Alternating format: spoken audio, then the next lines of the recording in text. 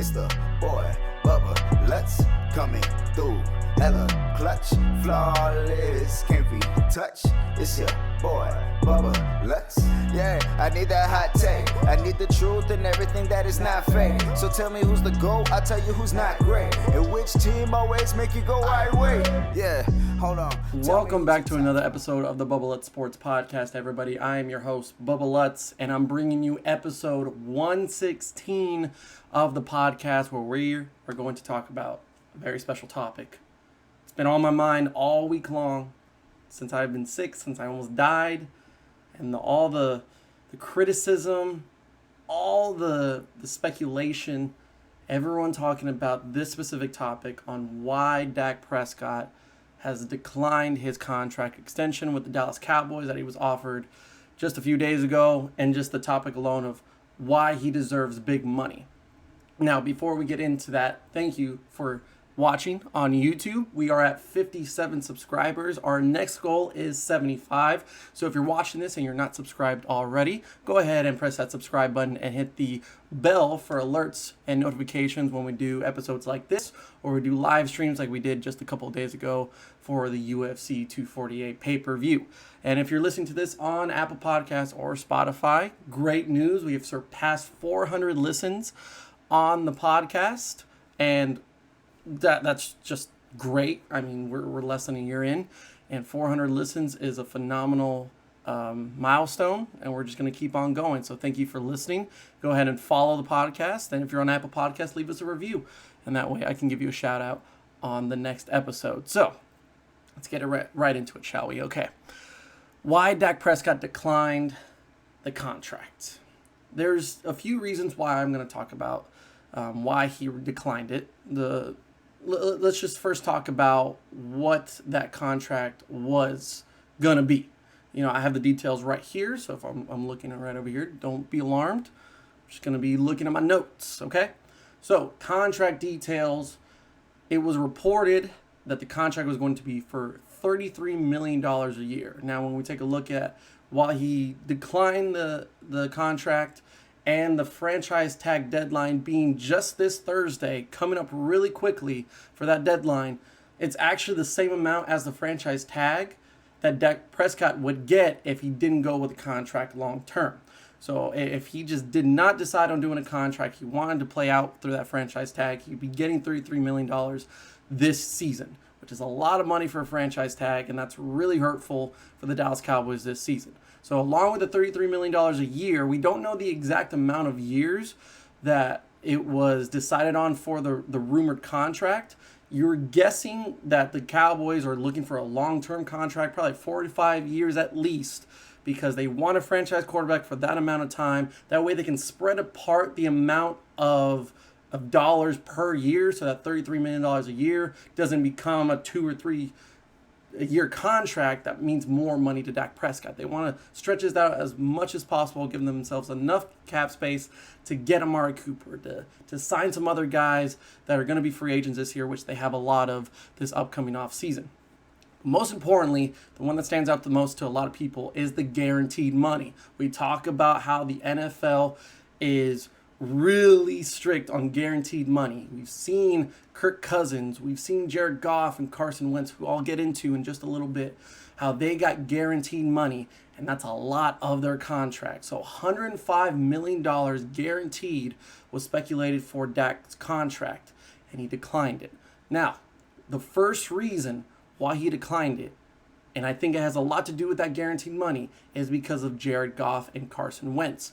Goff, look at his contract. He's just signed this in 2019. You know, he's already 2 years in. He's signed until 2024.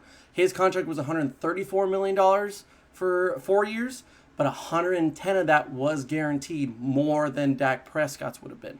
Carson Wentz, who is in the same division, NFC East, and has been beaten by Dak Prescott many times. Head-to-head, Dak Prescott is winning those matchups. Wentz's contract is $128 million, 107 of that guaranteed, so $2 million more than Dak Prescott. Here's the argument for Dak Prescott and his agent. When we're looking at the quarterbacks around the league, now the market for the quarterbacks is awful. I mean, it's broken. No quarterback should be making this amount of money. But with the way that the NFL is going, and we'll get into more of the CBA as well, this is only going to domino effect into more and more high-octane contracts, high-dollar contracts. We're not even talking the best of the best in quarterbacks. These are guys that are good, solid foundation, solid future guys, but they are not the best in the NFL when it comes to that position. You're talking about guys like Russell Wilson, Aaron Rodgers. Guys like that deserve the big money. They are the top tier in the NFL as far as quarterbacks go.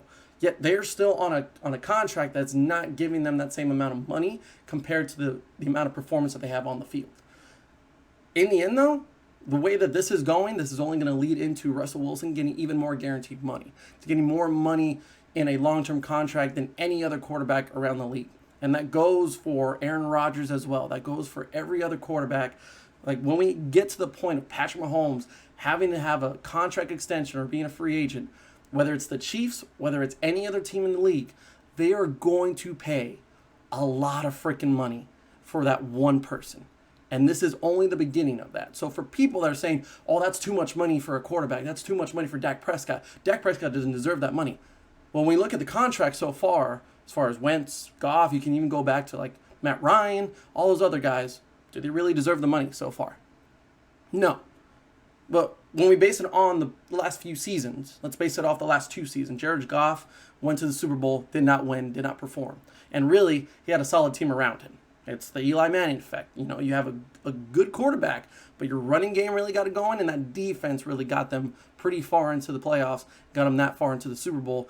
They were 2 drives away from winning that thing. I don't think Jared Goff was the reason why they would have won that. So Goff, since then, even last year, fell off tremendously. Did not play at the same tier as he was like after Jeff Fisher left when he had Sean McVay for the first time in his first season. He did not play up to that caliber. And you can say that for the rest of the Rams team. That defense was stacked with all these different Pro Bowlers. They had Todd Gurley still, but he didn't look like the former himself. He still had great weapons around him. They got injured, but even when they were back, you didn't see that same Rams team come back and play at the form that they did the previous year. So Goff has not performed to that contract. Carson Wentz, he went out that 1 year with his injury. They won the Super Bowl. Ever since he came back, it's been, is he the right guy? Is he a leader? And I like Carson Wentz. I think he's a great quarterback. And he puts up solid numbers. Yet that whole team underperformed this past season. And Carson Wentz had a rough beginning of the season, really came into his form later on. Yet, is he really worth that 107 guaranteed? Is he really worth $128 million? So far, no. And the injuries are stacking up for Carson Wentz. He's had the back injuries, the knee surgeries. That is a concern. You got to be concerned about a guy like that plays a certain way, like a Deshaun Watson or Patrick Mahomes, that likes to run around, is not a pocket passer himself, yet he's banged up. He's been through some surgeries, especially the MCL and ACL, like just blowing out his knee in that one game, going for that touchdown. Ever since then, he's had to change up his game. Let's see how far that gets him. Yet, what makes Carson Wentz such a great quarterback? He's so mobile, and that's what you see a lot of in the NFL today. For a guy that has that many injuries already so far, that's concerning. So to give him a big contract like that, kind of hesitant to really look at it and say, is it really worth it? But when we're focusing on Dak, what I'm seeing in the last 2 seasons is growth. I'm seeing a better quarterback every single day, every single week going onto that field. When we talk about Carson Wentz versus Dak Prescott wins most of those games. It's not just a quarterback battle, it's a team battle. It's the Eagles versus the Cowboys. Numbers-wise, you can put them all across. You could put Dak, Wentz, and Goff. Put them in completion percentage, QBR rating, touchdowns, interceptions, anything as far as stats go that means something to a quarterback. And every single one of those stats goes in favor of Dak Prescott. Every single one of them in the last few years. Ever since they got drafted. Even the big year that Jared Goff had with Sean McVay. Even when Carson Wentz wasn't injured prior to that knee injury, through all of that, you still have Dak Prescott being a better quarterback. And especially this past season. And that's where we get into reason 2, is this past season's performance by Dak Prescott. He was top 5 in almost every category imaginable. QBR rating, completion percentage. He was the most accurate quarterback. He threw the ball deep more this season than he did in all of his career. Under John Kitna and Kellen Moore, he thrived under that pressure, under pressure, being mobile, using his legs. He stayed composed, and he was durable. Those last few games where he injured his shoulder, and the last game to really decide whether or not the Cowboys were going to make the playoffs, that man was banged up with a finger injury, with a shoulder injury, a wrist injury, and I'm not going to make excuses for Dak Prescott because no quarterback or no team should have excuses as why they lose football games if they're a better football team. The Cowboys are a better football team than the Eagles, but they didn't play like that in the last week of the season. And it didn't matter at that point. It really didn't. So even though with that injury, Dak Prescott has been known for being a durable quarterback ever since he got into the league. He's not had big injuries like Carson Wentz has. He has been reliable on and off the field as being a leader, as being a quarterback on the field. The man can do it all. He's just not at the elite level that most people want him to be at. And that's just not what Dak Prescott is going to be. He is great at everything. He is not perfect at everything. He is working to be a better quarterback. This man was drafted in the 4th round from Mississippi State. You're not getting a perfect quarterback out of Mississippi State in the 4th round. You're just not doing that. There's only a certain amount of quarterbacks every century, every millennium, like a Tom Brady, like a Peyton Manning, Patrick Mahomes. It's not an everyday thing that you just find a quarterback and you say, that guy's going to win me Super Bowls. It takes time. Carson Wentz, Jared Goff, they're not going to win you Super Bowls just by being them. They need to work for it. And that's what Dak Prescott is.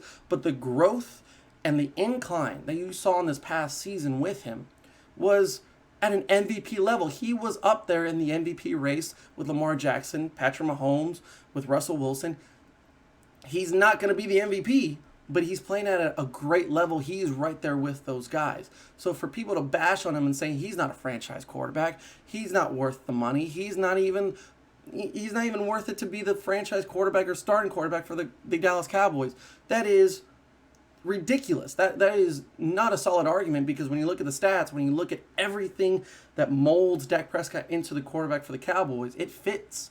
He is a perfect example of what the Cowboys want at their quarterback position. Look at the greats, Roger Staubach, Tony Romo, Troy Aikman. These guys weren't the greatest athletes. They weren't the greatest quarterbacks, but they represented the organization well off the field. He is a great leader. Everybody loves him in the locker room. And when he has to show up on the field, he shows up. You give me some examples of him not showing up, I'll give you examples of the whole team not performing at a high level. Look at the Jets game from this past season. The most embarrassing loss for the Cowboys this past season.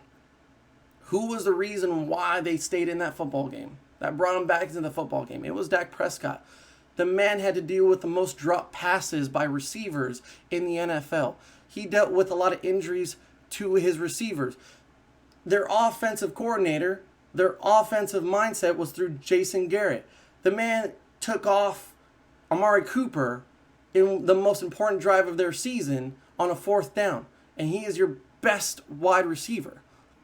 You can't blame everything on Dak Prescott when the whole team is not performing, when your coaching staff is abysmal, when you have the worst coach in the NFL in Jason Garrett.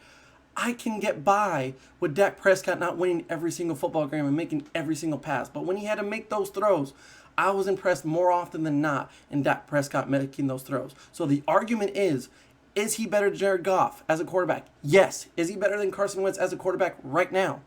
I think Wentz is more talented as a quarterback, but head-to-head and stat-wise, Dak Prescott is winning those stats. He is winning those arguments.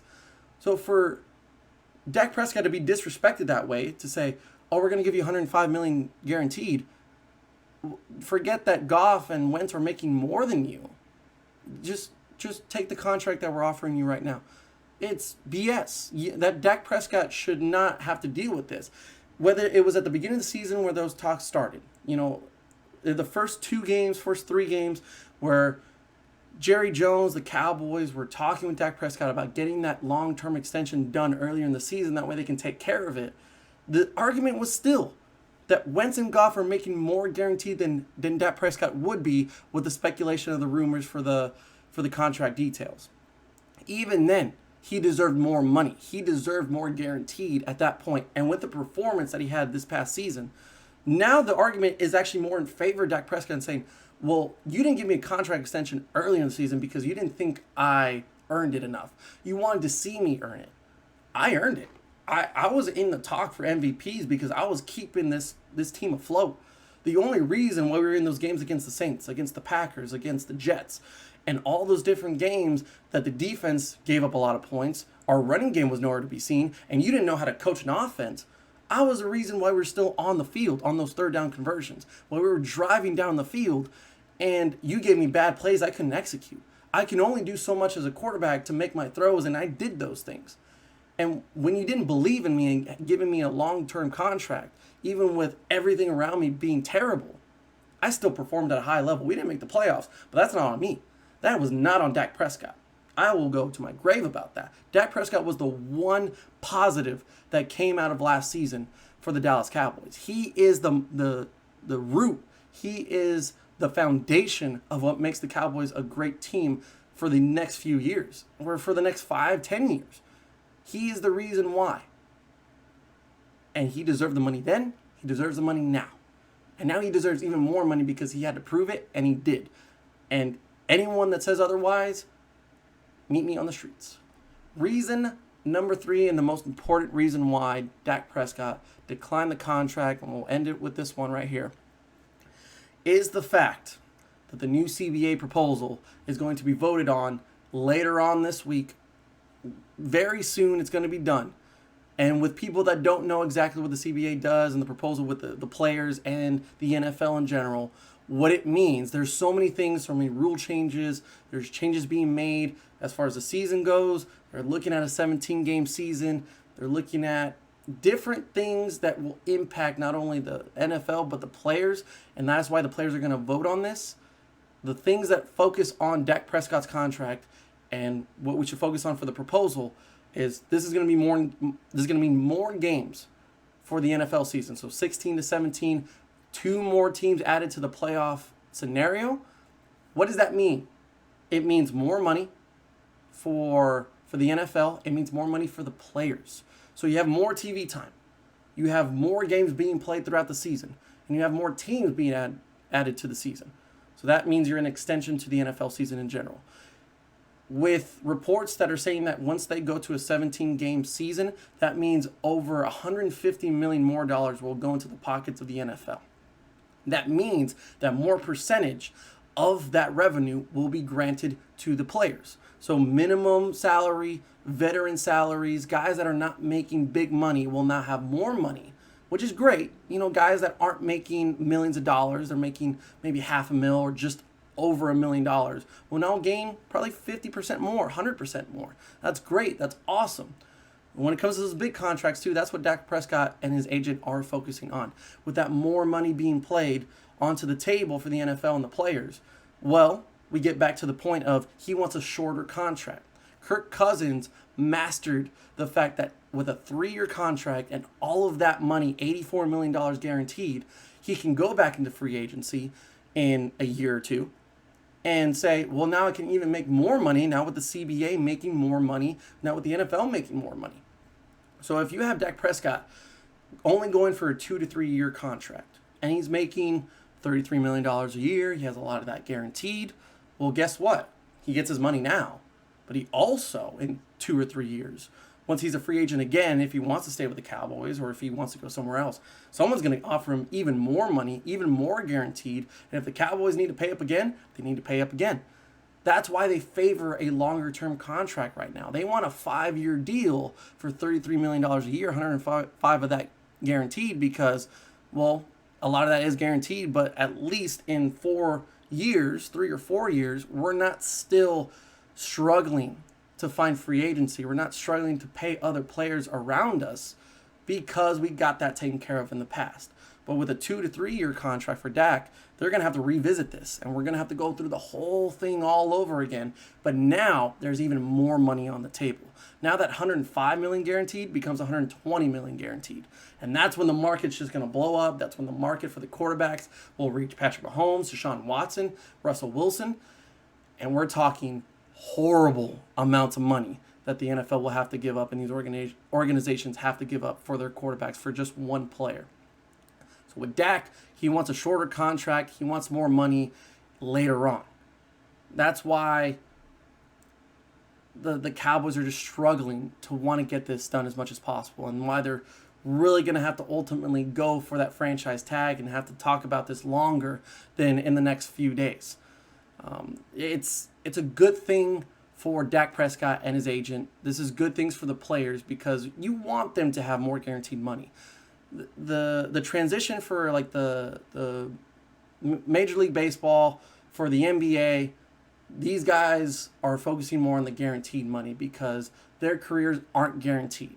They want to get their money now, and they're set for life. They don't want to worry about injuries. They want to worry about having not having a job in a year or two. You know, it's sports. It just happens, especially in baseball, where you can be on the starting lineup one day and then you're back to the minors the next one.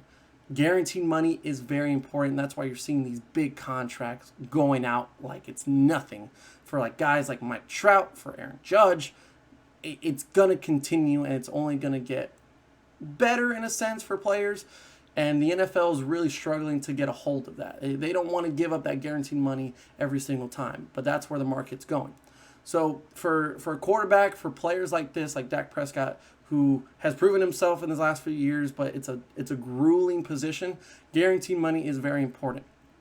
And he's taken advantage of where the position is right now. The Cowboys should have taken care of this prior to the season.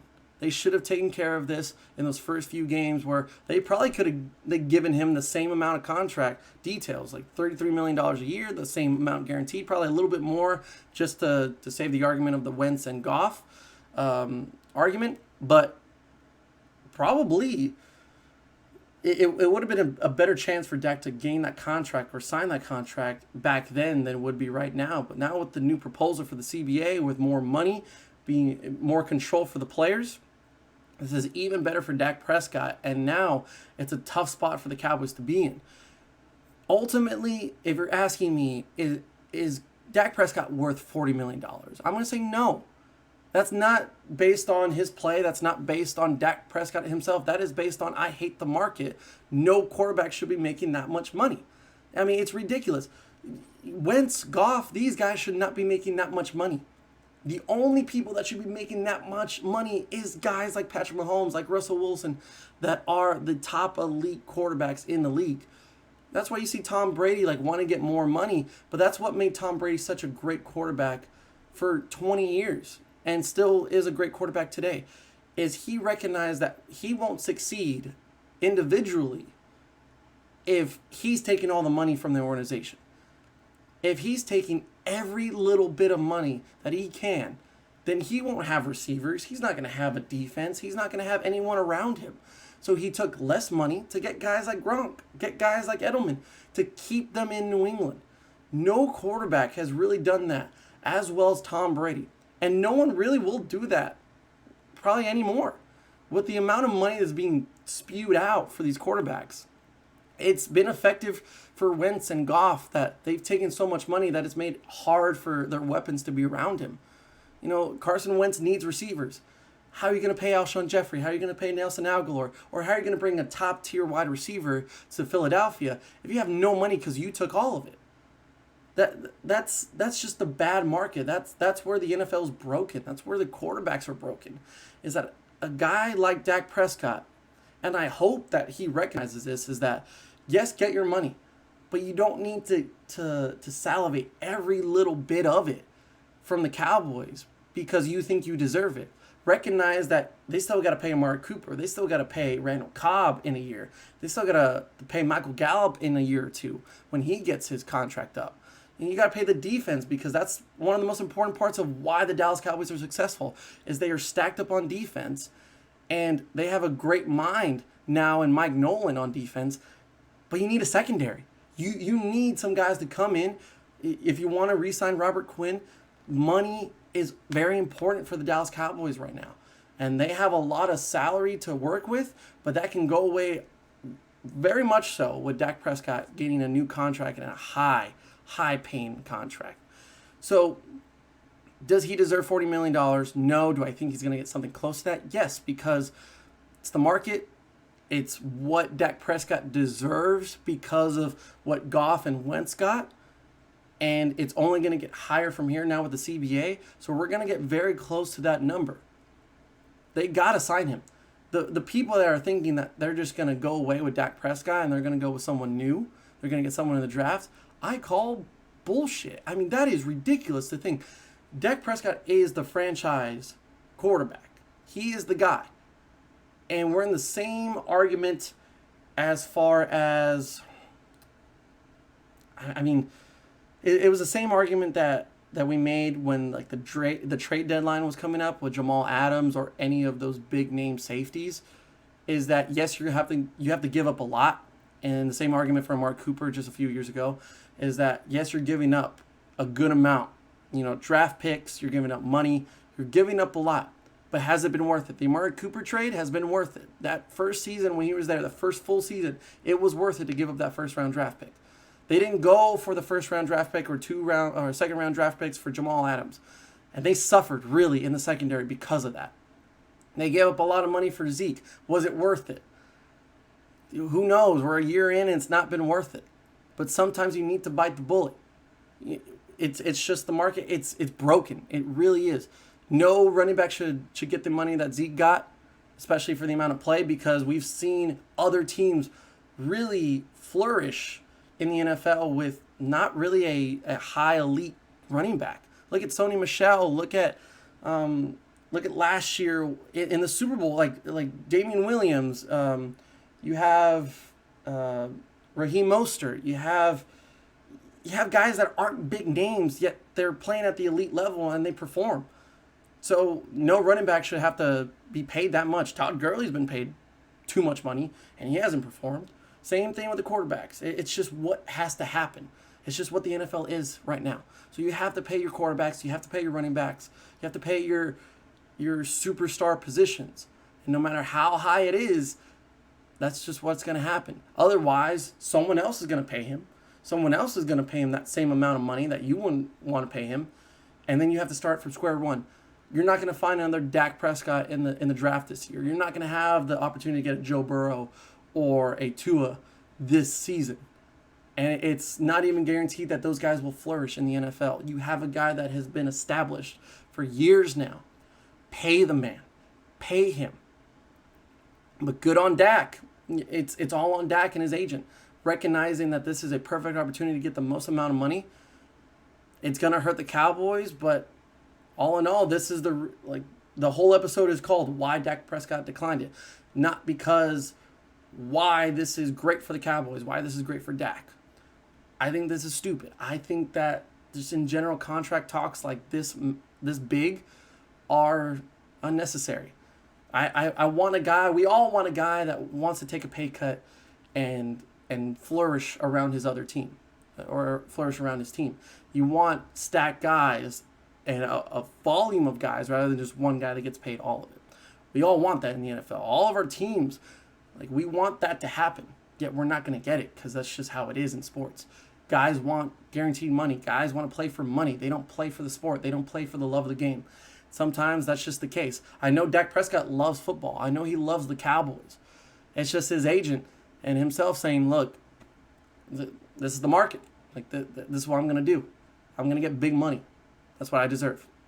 So those are going to be the reasons why Dak Prescott declined his contract extension and my thoughts on it in general. So we're going to come back later on this week with more talk on the Dallas Cowboys, my thoughts on Dez Bryant or Jason Witten coming back for the Dallas Cowboys, and we'll talk a lot more about sports in general. We're going to have some stream highlights come up And then the quiz that we did for Bobby on the UFC later on this week as well. So a lot of great content coming out on YouTube, and some more podcasts like this coming out later on this week. I know it's been like a week and a half, 2 weeks really, since we've done an actual podcast rather than some videos.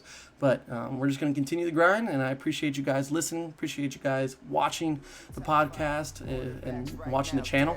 So keep supporting us. We're going to keep grinding, and we'll see you next time on the Bubble Up Sports Podcast. Now would you lose if it been a better draft pick? And do you cuss when your team get their ass kicked? Now do you keep it classy or you keep it ratchet? For the man with the magic. Now who is he? It's the boy Bubba Lutz coming through. Hella clutch, flawless, can't be touched. It's a boy Bubba Lutz. Yeah, I need that hot take. I need the truth and everything that is not fake. So tell me who's the GOAT, I'll tell you who's not great. And which team always make you go right way.